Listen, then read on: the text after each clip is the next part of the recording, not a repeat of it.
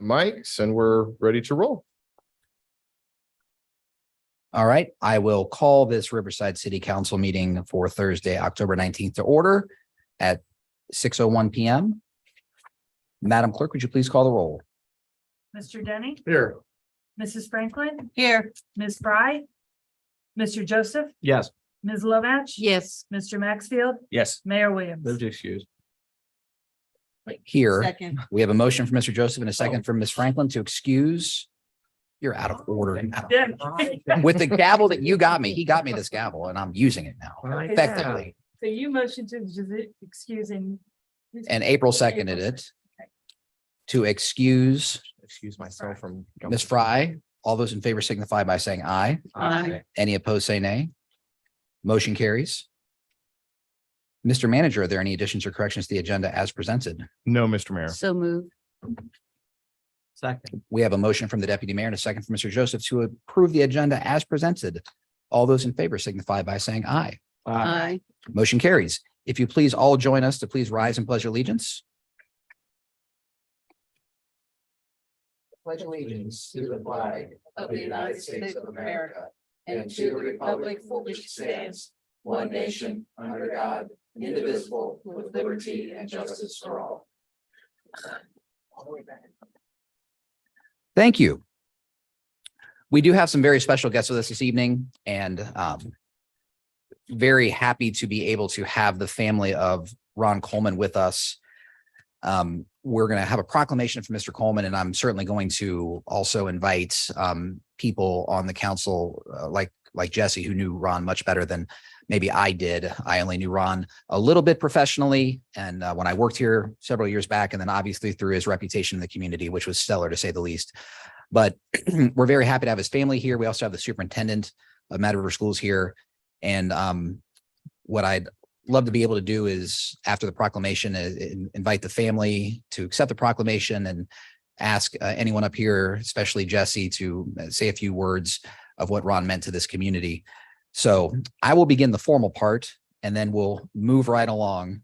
But thank you so much for being here this evening. So this is a proclamation honoring Ron Coleman on an exemplary life in education, service, and courage. Whereas the city of Riverside, Ohio is indeed fortunate to have numerous residents, dedicated, loyal volunteers, and engaged members of our business community who tirelessly strive to enhance the quality of life for our citizens. And whereas Ron Coleman served as an esteemed educator, coach, and mentor within Riverside, Ohio, and the Mad River Local School District for over 2 decades.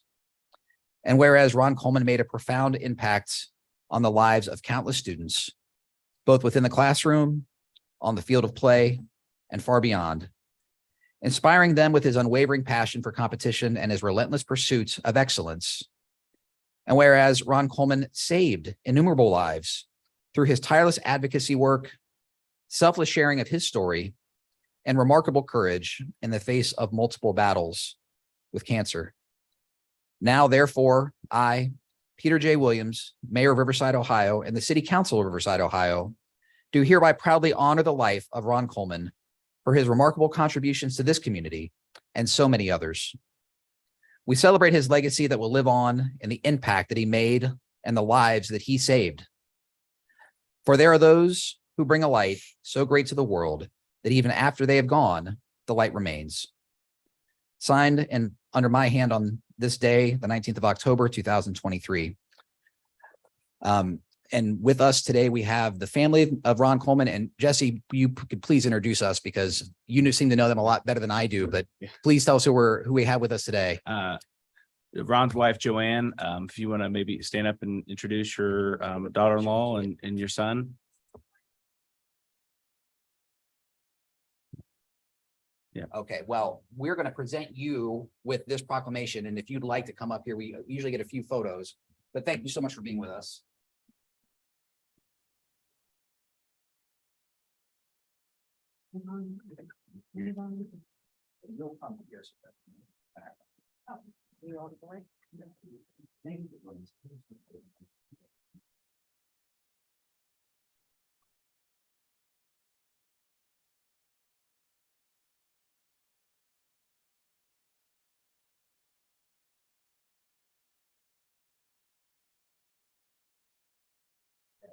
if you would like, if you could say a few words, if you'd like to hear a few words about Ron, and then I'm also going to invite Jesse and Chad, the channel is fine.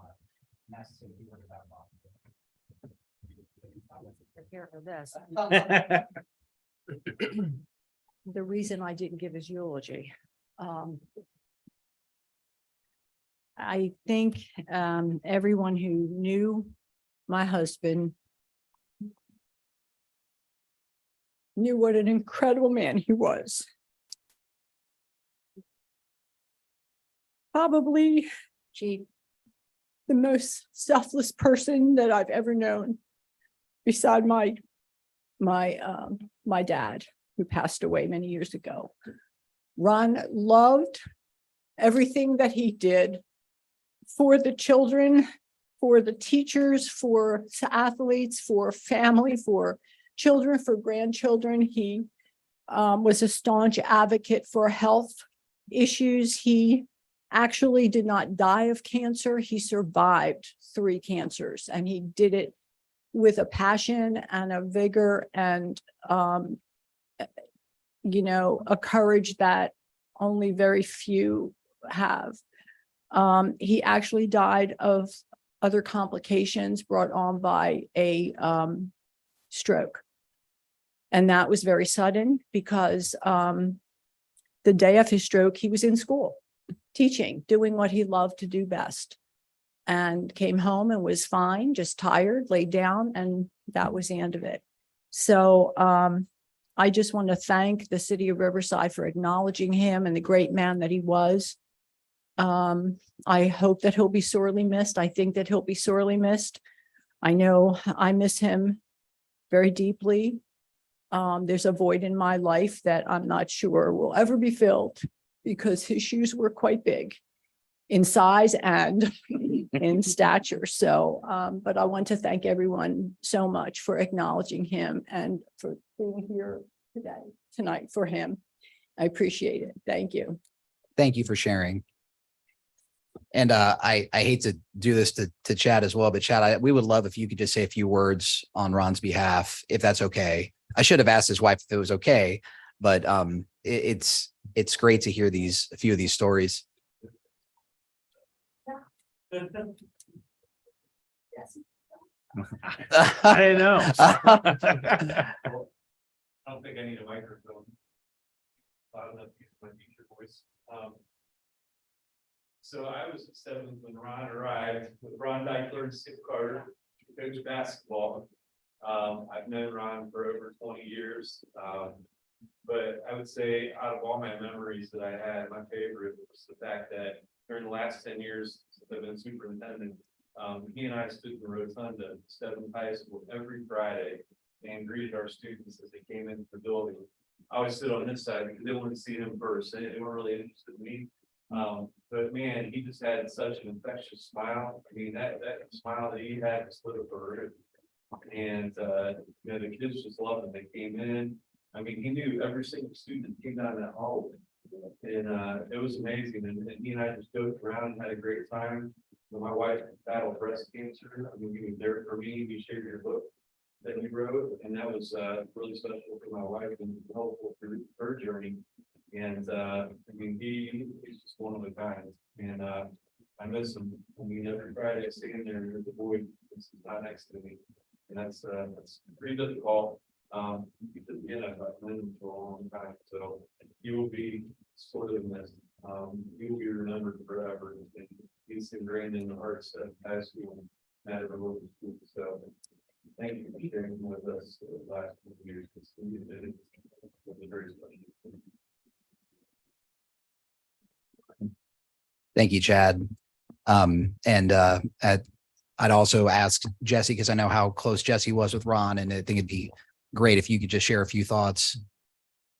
Yeah, I mean, I got to know Ron, worked close side by side with him for several years as an administrator. I was 26 years old and still pretty new in education, and got thrown into administration, not knowing what I was going to do. And I got lucky to learn from him. And gosh, those were some of the best years I ever had in education, working next to him, and not only just professionally, but just personally too. He helped me grow In both aspects of my life. I had just had a baby, was newly married, and just the words of wisdom he provided to me every day, the fun we would have, the jokes he would play on you in the office, and just the conversations he would have with students to this day. You never make a decision mad, Jesse. You always walk away, you come back. Just all the little things that he would teach you.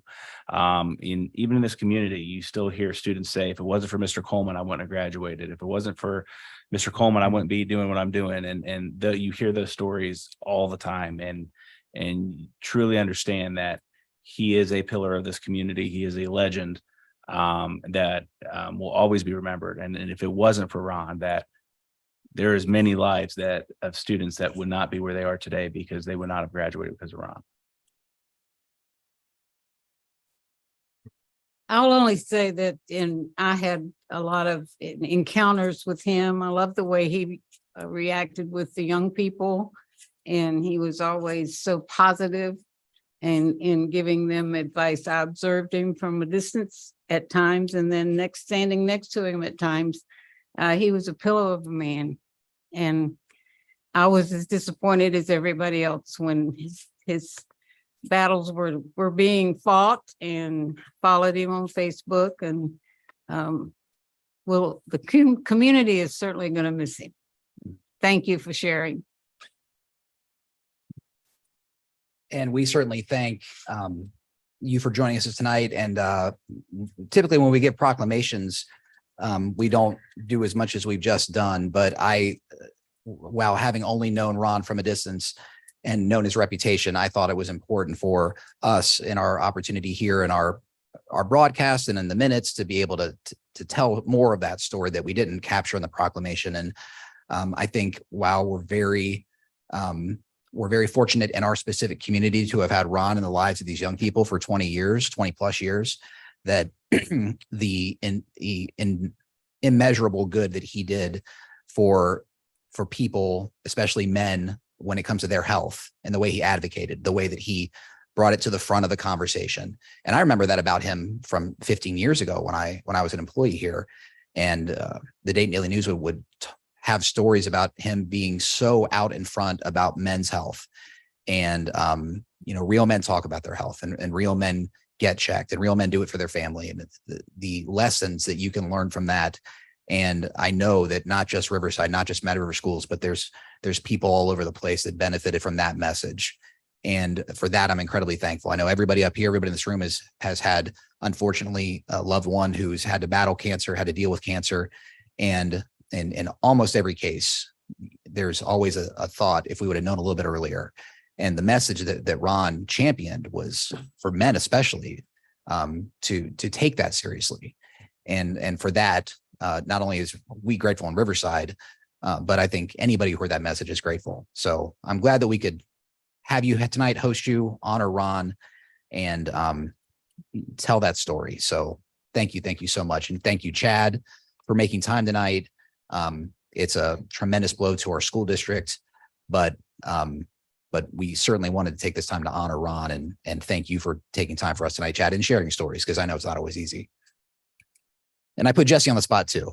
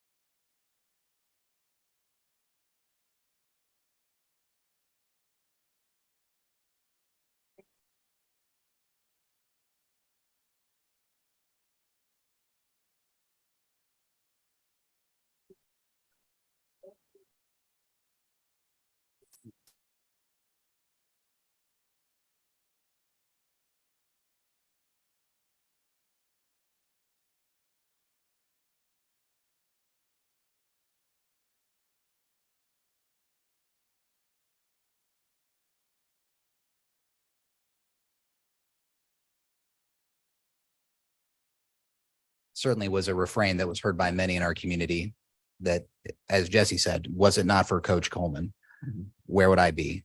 And Officer Toscani is one of those people that, Mhm. and he's becoming a pillar in our community, and he learned from a good one. Well, thank you again, folks. As Chad knows, after we do these proclamations, you don't have to stay for the boring part of our meeting, but we're so glad that you could make it tonight, and we're so glad that we could have this time with you. And it was wonderful to have you guys. And thank you, Jesse, for making sure that we could do this. All right. Well, we've all had a chance to look at the meeting minutes from October 5th. Move to approve. Second. We have a motion from the deputy mayor and a second from Miss Franklin to approve the meeting minutes from from October 5th. All those in favor signify by saying aye. Aye. Any opposed, say nay. Motion carries. We're on to boards and commission appointments.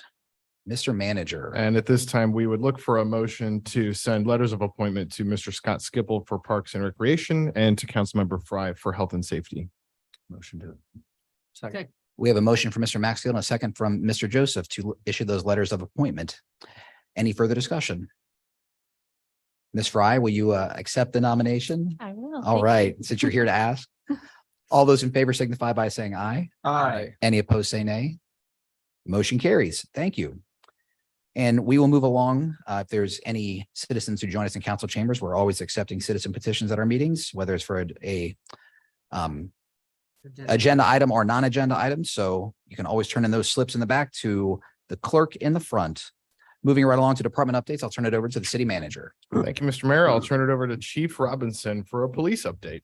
Well, thank you, sir. I appreciate it. So as you know, we're constantly trying to recruit more people and hire some people. And we actually got a bit conditional offer this past week to Brent Waller. He should start on November the 3rd. And you might recognize that name because Brent Waller used to work with us before. And he went over to Huber Heights and he must have missed us because he came back.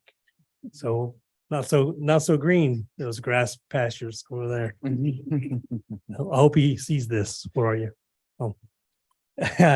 So we are currently in our contract negotiations with the both the police officers and the sergeants. That's all I want to say about that. We'll let that lie. I do have one attaboy I want to give out there to Officer Matt Jackson and of course Tina, because she did all the work, of course. She did a track for Dayton this past Tuesday night, and ended up being a stolen vehicle that was crashed out and 3 juveniles run from it. And they break into a home. So Tina was able to track them down. And then they took them into custody and they located a gun, which is a stolen gun out of Springboro. So, through the efforts, they were able to apprehend these little hooligans and then also get a gun that could have been potentially used for a homicide or whatever. So good attaboy to those two for that. Yesterday, we kicked off the Montgomery County Combined Agency OEI Task Force, which we've been a part of for the last several years. 17 agencies are within that. And so we will do some have our officers working on the OBI task force and doing checkpoints and all those kind of things. We'll have a couple of those probably in Riverside next year, but somewhere closer during the spring and in the summer, we'll have a checkpoints going on there. The grant was about $8,000. So we'll try to use as much of that as possible. It doesn't always happen because, it takes manpower to get that done. And sometimes we're running a little thin. My last thing I just want to tell you that we talked before the council meeting started. We talked a little bit about the incident took place at the poker hall there on Spinning. And it definitely was a homicide. Originally, it didn't look like it was going to be that serious, other than the person got their leg run over. But unfortunately, there was other injuries that had succumbed just later, a couple of days later. They're still working on that. 100% right now in investigation. Also, we had the 4-car entry accident there in front of Woodman at the Pettibone Coffee Shop. The reason why I say those to you is because I want to tell you that the reason why we have all this information, and that this is just one of many, is through that flock cameras. And if we didn't have those, we wouldn't have all this information. So I thank all of you for allowing us to get those things because they are a godsend. I must tell you, because it was a matter of minutes, basically, when we start typing these things in there, that we were able to pull information and see these vehicles that are involved, and we're able to track these folks down much faster than we would have been if we didn't have those. So shout out to the flock camera system because it is amazing. And so thanks again. I appreciate it. That's all I have. All right, questions for the chief? Well, thank you for the update, and it's really good to hear that those resources, especially the flock cameras, are doing exactly what we were hoping they would. So that's great to hear. All right, back to the city manager. We'll turn it over to Chief Miller for a fire report. So obviously, pretty new at this, right? So spend a lot of the last 3 weeks interviewing staff. Kind of twofold purpose there is one, to get to know them on a personal level, and two, to get to know a professional level and their perception of the Riverside Fire Department. So I'm about 3/4 of the way through the roster. Sad to report, we've had 3 part-time resignations this week. We've lost all 3 of the full-time jobs elsewhere. So that's going to leave a void in our daily staffing. We've been working diligently on our budget presentation for Mr. Roush. So the fire department's ready to go on that. And we should be starting those talks here sooner than later. Then besides that, we've been working a lot with the command staff on the analysis of the fire department operations. And as opportunities arise, we're making incremental changes to the operations of the fire department to better utilize the resources we have internally, and a little less reliance upon mutual aid coming into the city, which loosens the burden, for both of us. So that's all I got. All right. Questions for Chief Miller? Not everybody at once now. It'll get harder. Just wait.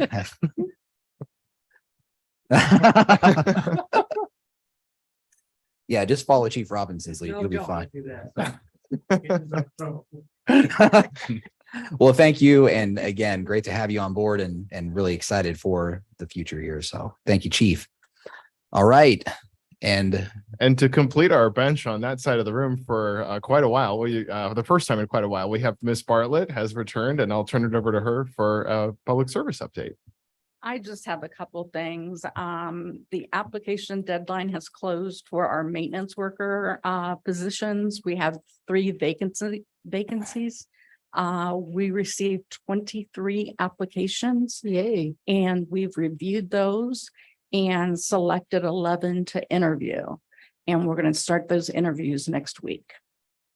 And then I wanted to mention that we were awarded a grant through the Montgomery County Solid Waste District, who has given us grants previously for playground equipment. This one is for a toddler playset in Roar Park, and it will pay 70% of the cost. That's about $30,000, and we have to come up with 10,000, which we've also applied for a CDBG grant to cover that, but we have not heard about that. So that's what would all be I the have. timeline on potentially installing the play unit should we be successful in our grant applications? We couldn't get it ordered until after the first of the year. Right. And then the time frame to get it delivered and based on the others has been very slow. But the ideal would be to get it in by summer. Yeah, next summer. Right. That's what I was hoping that would be the case. Yeah. Yeah, it's too cold to be playground now. Well, right. But, the usual caveats apply given supply chains and everything else. But a lot of that is, I think, starting to shake out, so optimistically, I think summer is a reasonable target. And if it moves, we'll let you know. Great. All right. Any other questions for Miss Bartlett? Denning. Do we have any timeline on the Beatrice streetlights? I have not checked in with them lately.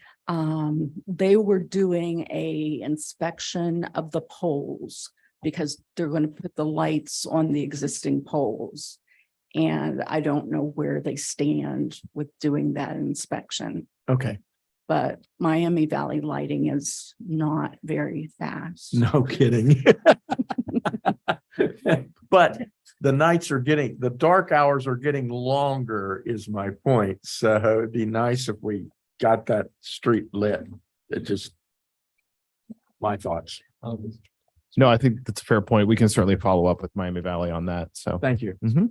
Speaking of Royal Park, are we anywhere on the insurance claim for the structure there? I Yes. have given the Parks and Recreation Commission the assignment to look into possible things that we could do and task them with finding out how much it would cost. That was last month. So I'll see what they bring to the meeting this month. You got the money already. Yeah, the money's. Yeah. That was. Yeah, how we much? have received an insurance Yeah. payment for it. Okay. I'm not sure of the value off the top of my head, but the idea is to. He knows. Well, Kim may, but we did get a little bit of money. We've received that. I think the idea is that we're trying, I know Frida Patterson generated some ideas with a survey that she had sent. We're kind of trying to pick the brains of folks on Parks and Rec. And then I think the idea is to take some of those thoughts and try to come up with a marketing plan to maybe go out to some of the more immediate neighbors too, to gather some feedback. Again, with the idea being that we have to figure out what's reasonable given the amount that we collected in order to put an amenity back in. So we're going to try to vet some of these ideas first so that we're not setting unrealistic expectations with the neighborhood.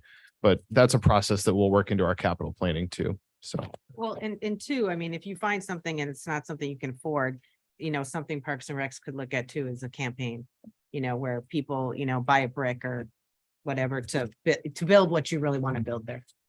And I was gonna suggest we have some major distributors and folks in the city that we could approach too, that might be willing to, Yeah, you just put a bench with the name on it. yeah, or, just put something to have a plaque put on whatever is decided to do to donate to the community. And I'm sure the Parks and Recs and all of us would be willing to help with that venture. To maybe do more than because I know the money won't put back what we had. Right. so. I was looking at like the neighboring cities building something similar to like a shelter house. It's like $400,000 for like a small building because prevailing wage is expensive. So I mean, the amount that we have, I mean, I definitely think that there's still some work to be done. And I'll be curious to see what Parks and Rec comes. Yeah, Think of that. What we'll need to do is really talk about it at a work session. And my guess is we'll talk about it toward the end of the year once we're in some of the budget conversation, because it'll be we'll know a little bit more about the broader context then at that point too. So, Makes sense. I appreciate it. All right. Any other questions for Ms. Bartlett? Welcome back. We missed you. Thank you. Glad to see you back. And we'll move back to the city manager for his report. I just have three brief things. So the first is that we are in the process, or some of them, I believe, have been posted to the website of posting some RFPs for professional services and other things. One of which is some facility improvements to the firehouses for exhaust ventilation. We got a grant that will help offset those costs. I'm also going to post an RFP for property management services for these buildings here at Wright Point. Hopefully that'll be out by the end of the week. We're looking to make selections on both of those in mid-November. And then if any further action is required, we'll be in front of you for those items.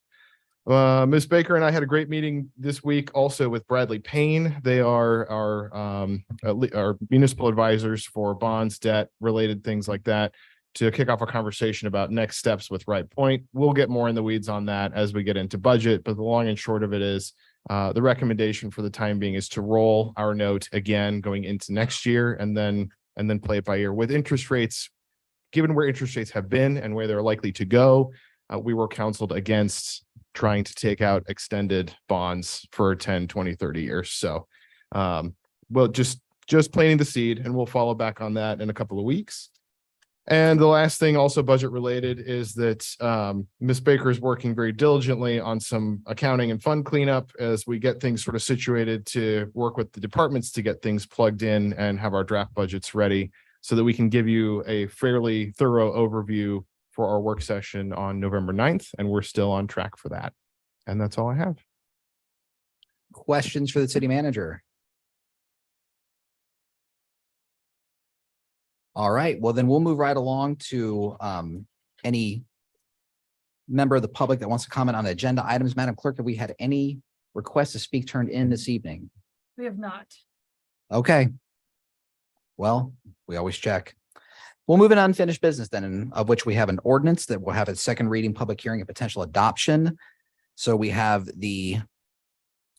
this is the ordinance, Mr. Manager, that is adjusting a boundary line on a road. Correct. This gives the road up near Valley Crest to the city of Dayton so that we don't have to maintain it. Move to approve. Okay. Clerk, would you please read this ordinance by title only?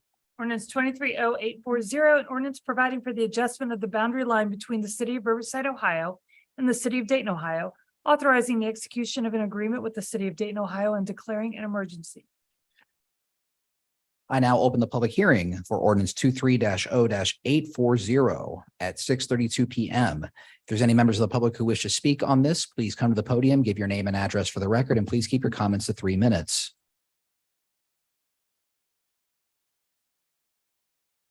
Seeing no one and hearing no one come forward, I will now close the public hearing for ordinance 23-0-840 at 6:32 PM. Is there any further discussion from members of council? Hearing none, Madam Clerk, please call the roll. Mr. Denning. Yes. Mr. Joseph. Yes. Mrs. Franklin. Yes. Ms. Fry. Yes. Ms. Lomach. Yes. Mr. Maxfield. Yes. Mayor Williams. Yes. Motion carries. Thank you. We'll move now into new business, of which there are 7 resolutions that we have on tonight's agenda. Mr. Manager, the first one is for the Lions Club, and it's our supportive project share. Correct. It includes a $250 donation. So moved. Second. We have a motion for Mr. Joseph and a second for Mr. Maxfield. All those in favor of resolution 23-R-2884 signify by saying aye. Aye. Any opposed, say nay.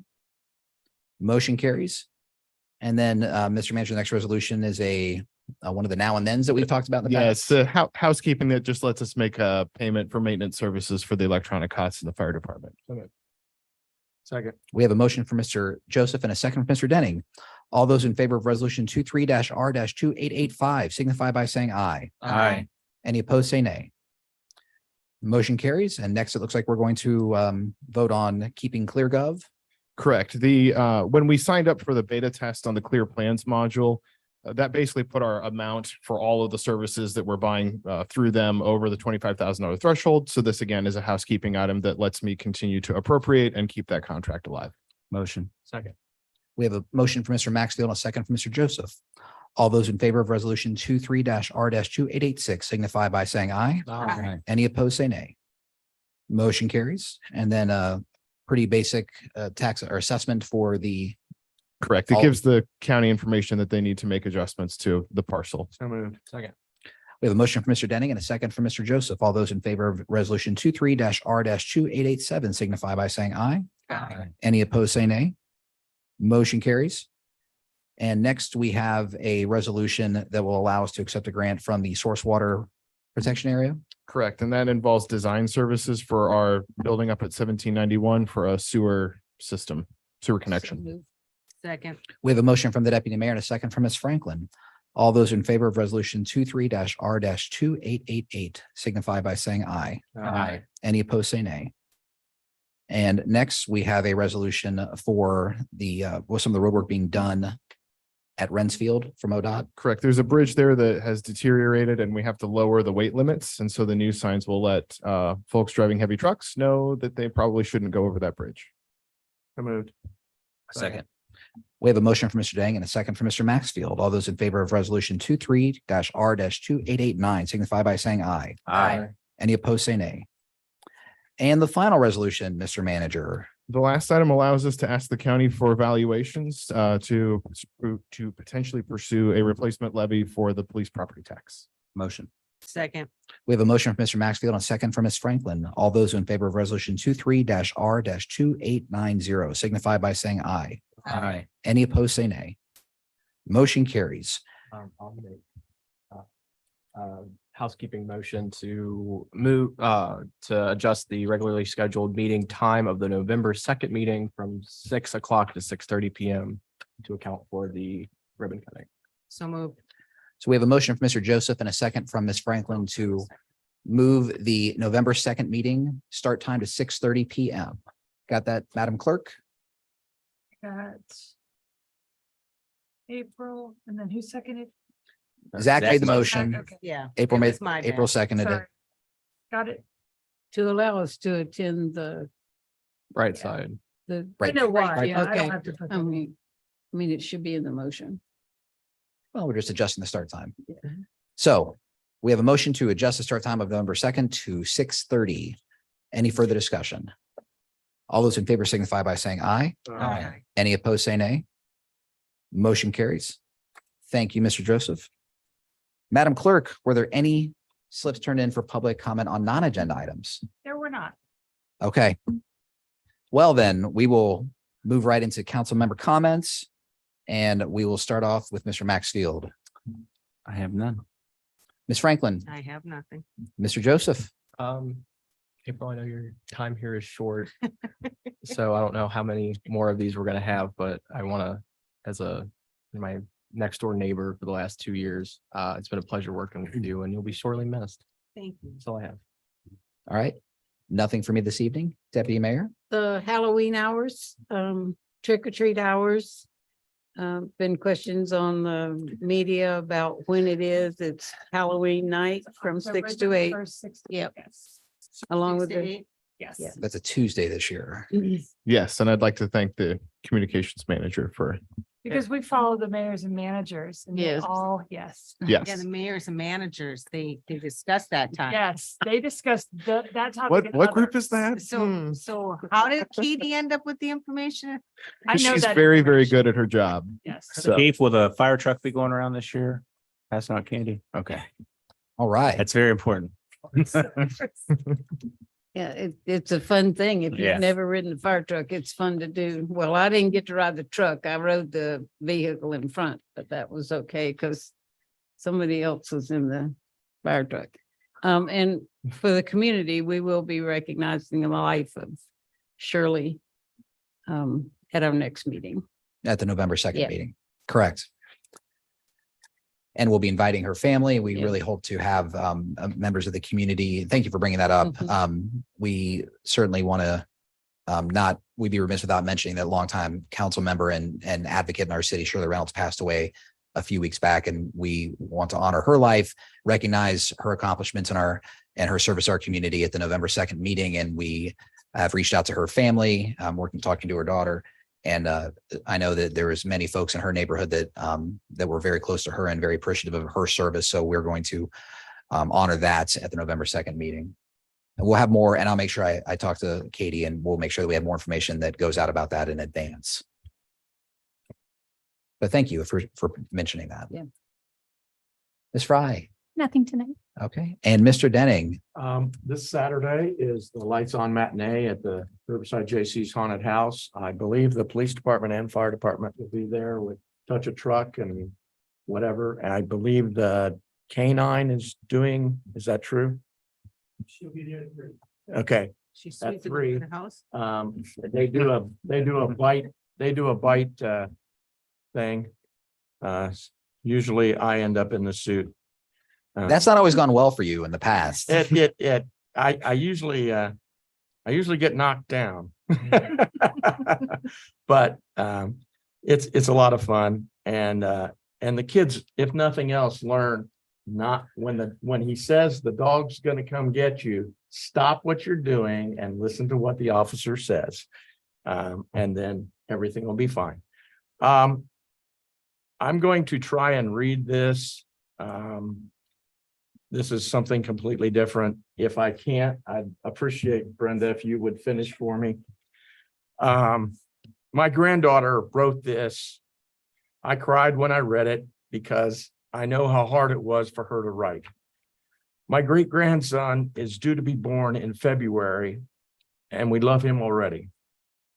Today is the start of October. This was written on October 1st, is the start of October and the start of a very special month for Preston and I. This is my granddaughter speaking.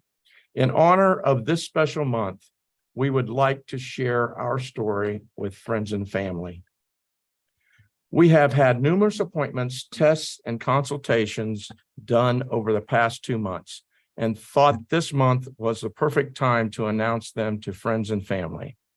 Early August, we received results from my blood work and genetic testing via a phone call from my OB. She informed me that all the genetic test results came back normal except for Down syndrome. They obtained fetal DNA from my blood sample and said that it showed 67% increased chance of trisomy 21. At 14 weeks, 5 days, I was seen by a maternal fetal medicine physician and a licensed genetic counselor. They performed a non-invasive prenatal screening ultrasound, which showed multiple fetal markers that were consistent with the diagnosis of Down syndrome. Due to these results, our chance raised from 67 to 91%. We chose to get an amniocentesis so that we could know for certain whether our baby was Down syndrome or not, and if so, what kind. They used an ultrasound wand and a large needle to go through my stomach and uterus to collect a small sample of amniotic fluid so that they could run tests on the baby's DNA. Around the end of September, we received our final results from the amnio, which was 47 XY plus 21. Those results are consistent with a diagnosis of trisomy 21, also known as Down syndrome. They found 3 separate copies of chromosome 21 present in his DNA. They were able to confirm based off his DNA that he did not inherit Down syndrome from Preston or I. It was just random change in his cell division that resulted in the presence of an extra chromosome 21. We have a 1% chance of reoccurrence in future pregnancies. 2 months does not typically feel like a long time, but for Preston and I, these 2 months have been the most difficult and nerve-wracking months that we have ever experienced. All these results were devastating for me personally at first. I am so lucky to have Preston by my side. He has been so positive and supportive through this entire process. We will consider ourselves so lucky, and we love our boy more than anything. This pregnancy has not been easy, and it will continue to be hard for a while, even after he's born. But for now, we're trying to just take things one step at a time. We've been told I'm sorry by every single one of our doctors when they should have been telling us congratulations, because no matter what, every baby is a blessing. Our baby is a blessing. These results have not changed our minds one bit, and we still feel so blessed and grateful that we were given such a beautiful opportunity to care for such a beautiful soul. We have received a tremendous amount of love and support